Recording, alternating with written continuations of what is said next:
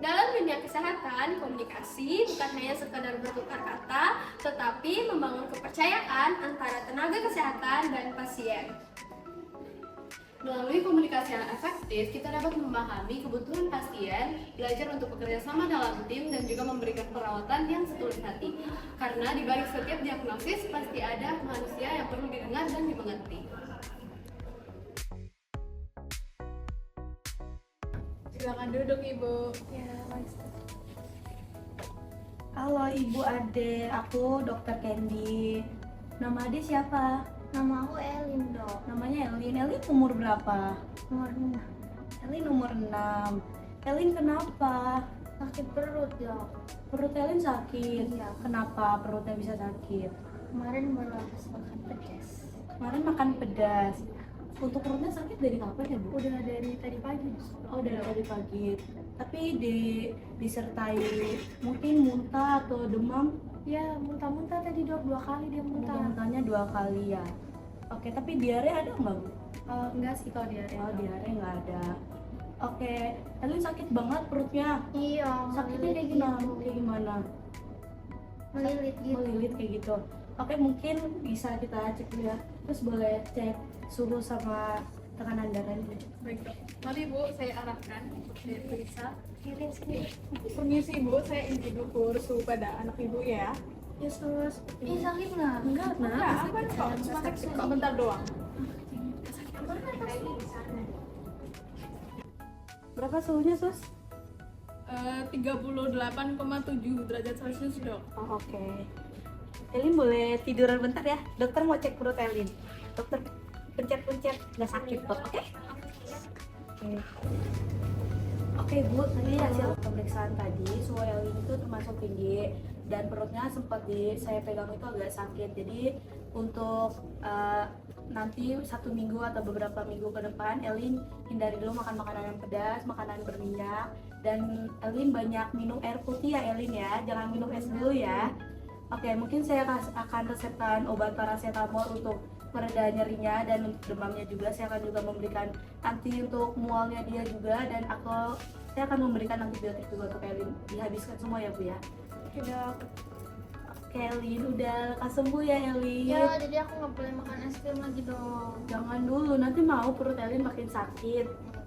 Ya udah. Oke Elin, tolong diperhatikan juga ya Bu makanannya. Oke, Dok. Oke Elin, lekas sembuh Elin. Iya. Mari. Sih ya, Ibu. Cuma sebentar kok, nggak apa-apa.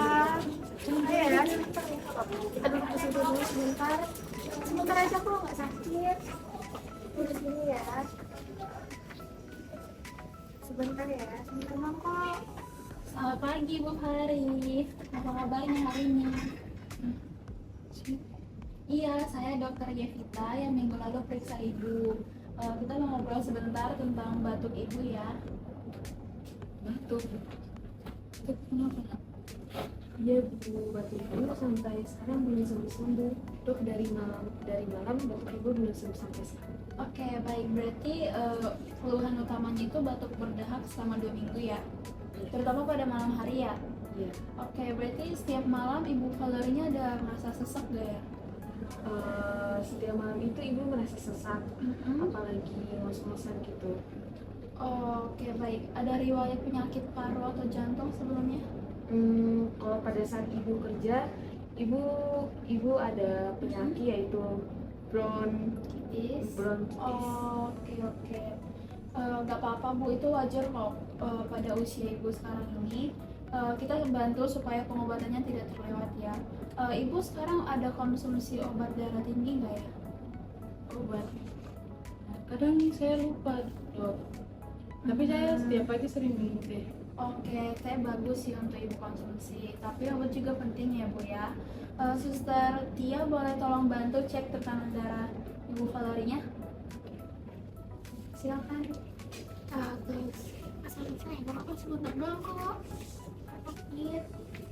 Oke, kita tutup lagi ya Ibu. Udah selesai ya. Silakan duduk Ibu. Gimana hasilnya Dok Suster? Tadi dok, setelah pemeriksaan tekanan darah dan suhu ibunya normal, tapi ibunya mengeluh. Katanya setiap malam ketika terbangun dia merasa sesak napas, lalu dia melamun seperti itu dok. Oh, oke.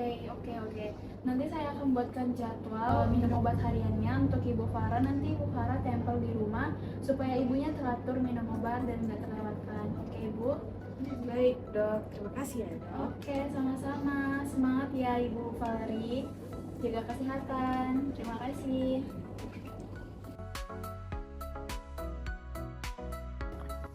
Baik Ibu Nani, berdasarkan hasil USG dan laboratorium Ibu, dari hasilnya terlihat ada benjolan di perut bagian bawah.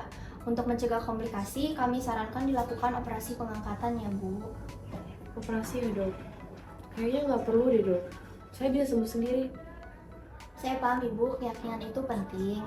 Tetapi berdasarkan kondisi Ibu sekarang, benjolan ini berpotensi membesar dan bisa mengefek ke organ lain. Kalau ditunda, risikonya bisa lebih besar Ibu. Saya nggak mau sus. Ini tentang kepercayaan saya. Saya mengerti Ibu, kami tidak ingin memaksa juga, tetapi kami juga ingin Ibu memahami risiko medisnya.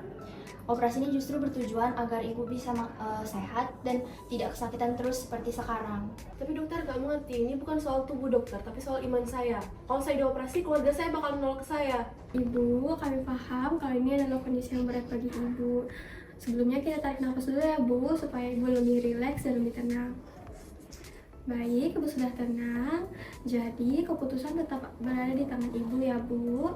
Kami hanya menjelaskan pilihan medis yang ada supaya ibu bisa menentukan pilihan ibu dengan tenang dan penuh keyakinan. Betul Ibu, kami tidak akan melakukan apapun tanpa izin Ibu. Jika Ibu mau, kami bisa bantu hubungkan tokoh rohani atau keluarga besar. Oke baik dok. Saya pikir-pikir dulu ya. Oke Ibu, kami akan tunggu keputusan dari Ibu ya. Untuk sekarang Ibu minum obat pereda nyeri dulu dan banyak istirahat. Baik Ibu, di sini kami untuk membantu Ibu ya, bukan untuk memaksa. Terima kasih Bu Nani sudah ingin terbuka dengan kami. Terima kasih banyak Ibu. Terima kasih dok.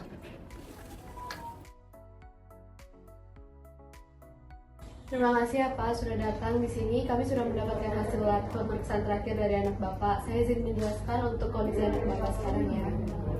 Ya dok, bagaimana hasilnya? Oke, jadi untuk penyakit anak Bapak sendiri sebenarnya sudah masuk ke tahap lanjut, di mana mungkin pengobatan sudah tidak bisa menyembuhkan anak Bapak secara sepenuhnya. Tapi kami berusaha semaksimal mungkin agar anak Bapak bisa tetap nyaman dan tidak kesakitan. Jadi nggak bisa sembuh dok? Kami sudah pastikan Pak dengan pemeriksaan berulang. Sebenarnya kami paham kalau ini berat bagi Bapak, tapi kami akan berjuang semaksimal kami agar setiap harinya menjadi hari yang lebih baik bagi anak Bapak. Tolong dok, anak saya kan masih muda. Saya juga takut kehilangan dia, jadi tolong bantuannya dok, tolong. Sebenarnya kami bisa bantu kalau memang Bapak ingin rujukan seperti second opinion, tapi secara medis kondisinya akan tetap sama Pak. Namun ada banyak hal yang bisa kami lakukan seperti misalnya mengurangi rasa nyerinya atau menjaga nafsu makannya dan memberikan dukungan emosional kepada anak Bapak. Pak, kami akan dampingi Bapak dan juga anak Bapak. Kami juga bisa bantu hubungkan dengan psikolog dan juga pendeta kalau yang Bapak mau. Saya cuma takut dok, saya nggak siap kehilangan anak saya. Sebenarnya tidak ada yang benar-benar siap untuk kehilangan Pak, tapi Bapak sudah menjadi ayah yang luar biasa. Dengan kehadiran dan kasih sayang Bapak saja sudah sangat berarti bagi anak Bapak saat ini. Terima kasih ya dok, sus. Tolong jaga anak saya. Baik Pak, kami janji akan menjaga anak Bapak sebaik mungkin. Boleh Bapak kalau mau melihat anaknya lagi, silakan.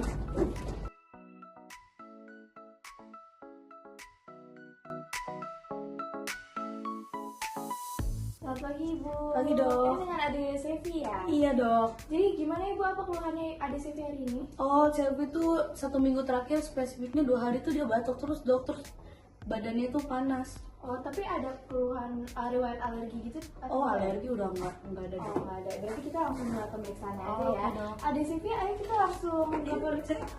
Oh, Nggak apa-apa nak. Yuk. terus mungkin boleh tolong dipindahkan ke dokter Sevi. Nggak Nggak apa-apa. Nggak mau. apa sayang? Ya Adi, nggak apa-apa, pelan aja ya ibu. Dia Iya, Dok. sensitif sama suara ya. Dia sensitif sama orang baru juga sih dokter. Oh, Ade, Sevi, kita bakal memeriksa sedikit aja, nggak apa-apa ya, Dek? Ini kita periksa dulu detaknya ya, Ibu. Iya, Dok. Oh, ini nggak apa-apa kok. Coba kamu pegang dulu. Nggak apa-apa kan ini? Ya, aku periksa dulu sebentar, nggak apa-apa ya? Ya. Baik Ibu, setelah kita periksa, ada CV-nya hanya batuk dan juga demam tanpa ada keluhan verbal lainnya dan juga tidak ada keluhan riwayat alergi. Jadi saya akan memberikan obat batuk saja dan juga obat demam. Nggak apa-apa ya, dia rasanya manis kok, nanti diminum ya kalau mama minta ya. Oke dok, makasih banyak ya dok. Jadi, setiap manusia memiliki cara berbeda untuk menyampaikan rasa sakitnya. Tugas tenaga kesehatan bukan hanya untuk menyembuhkan, tetapi juga untuk memahami. Karena penyembuhan mulai dari mendengar.